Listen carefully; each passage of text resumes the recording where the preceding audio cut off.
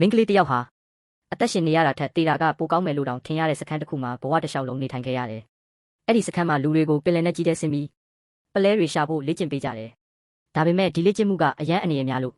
ဒိုင်မာအများစုကအသက်ဆုံးရှုံးခဲ့ကြရတယ်။ဒီမင်းကလေးကတော့တနေ့ဒီငရဲလိုဘဝကနေလွတ်မြောက်ဖို့အမြဲအိမ်မက်မက်နေခဲ့တယ်။တနေ့မှာစခန်းကြီးကြက်ရည်မှုကဒဝန်ဝမ်ဖန်ဆိုတဲ့တေမင်းရေပြင်တွေကပလဲကိုယူလာနိုင်တဲ့သူကိုစူးကြီးပေးမယ်လို့ကြေညာလိုက်တယ်။ဒါပေမဲ့အဲ့ဒီနေရာက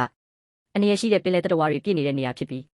အရင်သွားခဲ့သူတယောက်မှအသက်ရှင်ပြန်မလာဘူး။အနေရရှိပေမဲ့